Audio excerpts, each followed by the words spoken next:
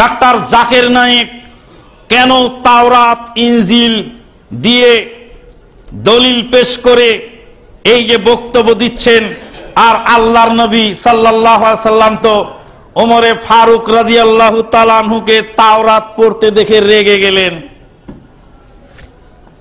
চমৎকার প্রশ্ন, চমৎকার সন্দেহ, চমৎকার ওয়াসওয়াসা, চমৎকার উস্কানি।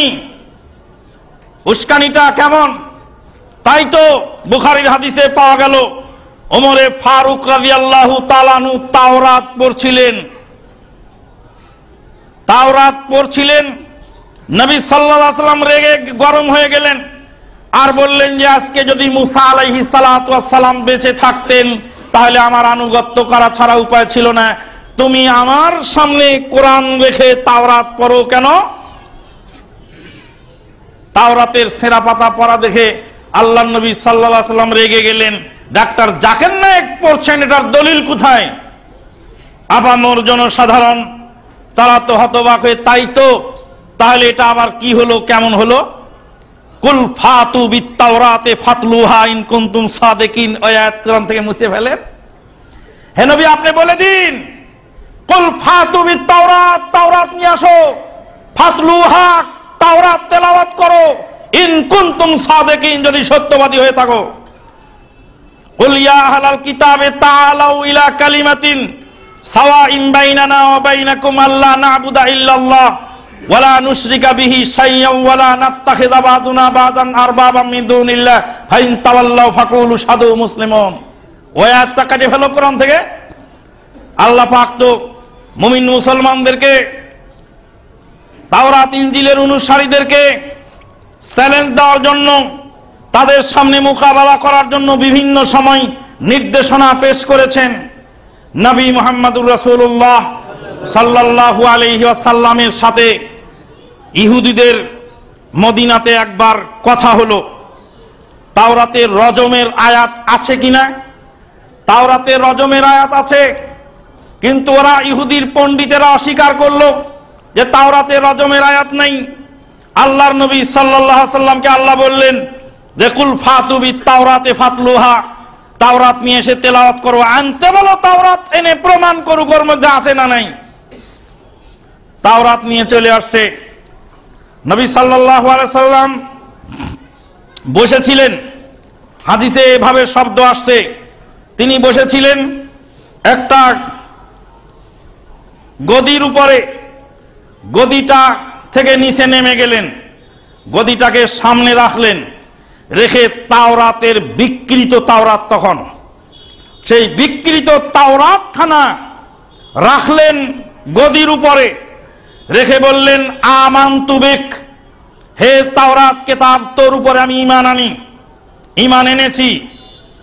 ওয়া আমানতু বির রাসূলিল্লাযী উনজিলতা ইলাইহি, ওই রাসূলের উপরও আমি ঈমান রাখি যেই রাসূলের উপর তোমাকে নাজিল করা হয়েছিল, এবং ওই রবের উপরও আমি ঈমান রাখি যেই রব তোমাকে নাজিল করেছিলেন।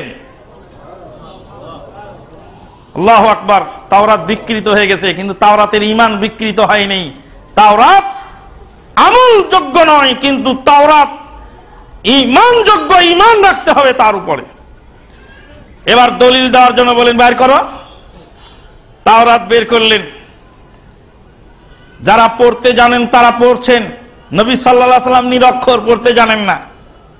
কি সুন্দর পণ্ডিত, তাওরাতের পণ্ডিত, হাত দিয়ে ধরে রেখেছে ওই অংশে, যে অংশে ওই রজমের আয়াত, হাতের নিচে, হাতের নিচে আয়াত চাপা দিয়ে ধরে রেখেছে, এমন ভাবে ধরেছে যে আয়াত হাতের তলে, রজমের আয়াত। আল্লাহ রাব্বুল আলামিন জিবরিল আমিনকে পাঠালেন 7 আসমানের উপর থেকে। ইহুদি নাসারার এই মৌলবীরা যে কত বড় দুষ্কৃতিকারী, কত বড় দাগাবাজ, জাতীয় সমাজকে কিভাবে ধ্বংস করার জন্য, তাদের রহিত করা ধর্মকে সমাজে বলবৎ রাখার জন্য, তাওরাত ইনজিলকে অপব্যাখ্যা করে টুপাইস কামানোর জন্য যেভাবে তারা অপব্যাখ্যায় এবং অপচেষ্টায় মেতে উঠেছে, তার এটা একটা নজির। আল্লাহ রাব্বুল আলামিন ওহী নাজিল করলেন জিবরিল আমিন আলাইহিস সালাতু ওয়াস সালাম আল্লাহর নবীর কাছে এসে বলেন, হাতটা একটু সরাতে বলেন। হাত সরানোর পরে আয়াত বেরিয়ে গেল, ওরা লাজবাব হয়ে গেল। এগুলি দলিল কোথায় গেল? একটা দলিল নিয়ে আপনি বসে রয়েছেন কেন? ডাক্তার জাকির নায়েক বুঝতে পেরেছেন ওই দলিল, উনি ওটাও পড়েছেন এটাও পড়েছেন। তাই তো ডাক্তার জাকির নায়েক তাওরাত ইনজিল পড়ে যখন ইহুদি নাসারাদেরকে স্টপ করে দিচ্ছেন, যখন স্তব্ধ হয়ে গেছে, অবাক হয়ে গেছে তামাম বিশ্ব, হতবাক তাকিয়ে রয়েছে ডাক্তার জাকির নায়েকের দিকে, তখন তুমি মৌলবী লেগেছো ঠিকাদারি। তোমার ঠিকাদারিতে দিন টিকবে না। আল্লাহ রাব্বুল আলামিন তার দিনকে হেফাজত করবেন ডাক্তারকে দিয়ে, মাস্টারকে দিয়ে দিন হেফাজত করবেন, রাস্তার ঝাড়ুদারকে দিয়ে দিন হেফাজত করবেন, সাধারণ জেনারেল মার্চেন্টকে দিয়ে দিন হেফাজত করবেন, কলেজের প্রফেসরকে দিয়ে আল্লাহ দিন হেফাজত করবেন। আল্লাহ পাক দিনের কাজ যাকে পছন্দ করবেন তাকে দিয়ে করে নেবেন।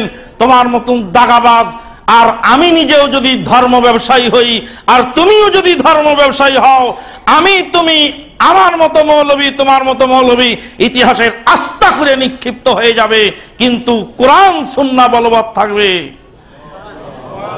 কোরআন সুন্নাহকে আল্লাহ পাক আল্লাহু মুতিম্মু নূরিহি ওয়ালাউ কারিহাল কাফিরুন, আল্লাহর দ্বীনকে আল্লাহ হেফাজত করবেন। কাকে দিয়ে হেফাজত করবেন? ইন্নাল্লাহা ইউআইয়িদু হাযাদ দ্বীন বিরাজুলিন ফাসিকিন ওয়া ফি রাওয়ায়াতিন বিরাজুলিন ফাজিরিন। কোন ফাজির লোককে দিয়ে, কোন পাপিষ্ট দুরাচার পাপাচার লোককে দিয়ে, আর কোন ফাসিক ব্যক্তিকে দিয়েও আল্লাহ তার দ্বীনের কাজ করিয়ে নেবেন। হাদিসটি বলেছিলেন আল্লাহর নবী তখনই জনৈক সাহাবী রাসূলুল্লাহ সাল্লাল্লাহু আলাইহি সাল্লামের সাথে কাফেরের বিরুদ্ধে যুদ্ধ করছেন।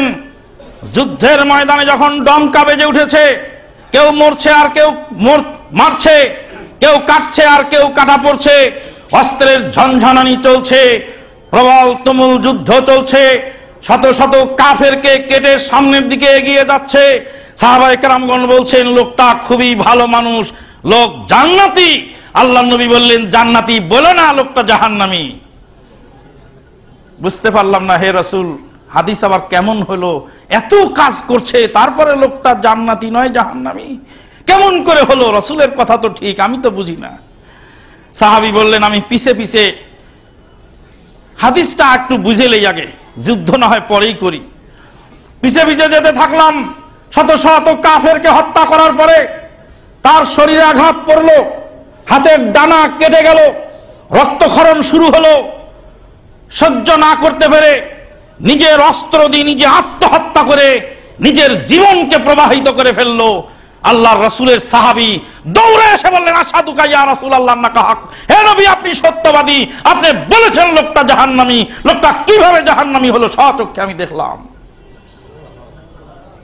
তাহলে এত কাজ করলো যে,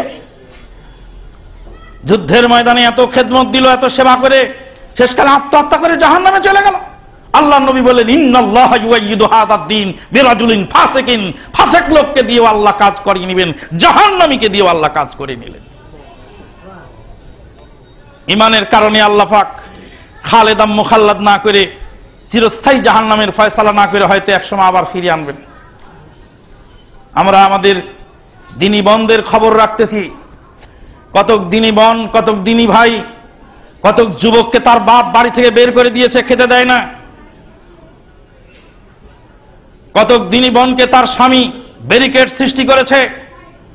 কোরআন সুন্নাহর কথা শোনার কারণে অত্যাচারের স্টিম রুলার কত কোমলমতি বাচ্চাদের উপরে চালানো হচ্ছে।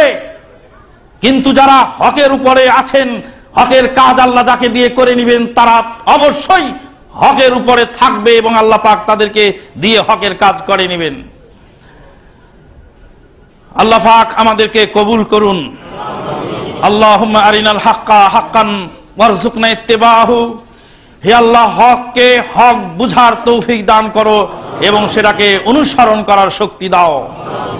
ওয়া আরিনাল বাতিলা বাতিলান ওয়ারযুকনা ইজতিনাবাহ, হে আল্লাহ বাতিলকে বাতিল বলে চিহ্নিত করার ক্ষমতা দাও এবং সেটাকে এড়িয়ে চলার শক্তি দাও। আল্লাহুম্মা ইয়াসসির উমুরানা, হে আল্লাহ আমাদের কাজকে তুমি সহজ করে দাও। ওয়ানাউবির কুলুবানা বিল কিতাবি ওয়াস সুন্নাহ, তোমার কিতাব এবং সুন্নতের আলো দিয়ে আমাদের অন্তরের ডিসপ্লেকে আলোকিত করে দাও। অন্তরের ডিসপ্লে কোরআন ও সুন্নাহর আলোকে আলোকিত হয়ে গেলে আপনার অন্তর বলবে আপনি কি করবেন, কোথায় যাবেন, কোন সময় কোন সঠিক সিদ্ধান্ত নেবেন, আপনি ওইভাবে বুঝতে পারবেন। আল্লাহ পাক আপনাকে তৌফিক দান করবেন। আমিন, আল্লাহুম্মা আমিন। সুবহানাকা আল্লাহুম্মা ওয়া বিহামদিক আশহাদু আল্লা ইলাহা ইল্লা আনতা আস্তাগফিরুকা ওয়া আতুবু ইলাইক।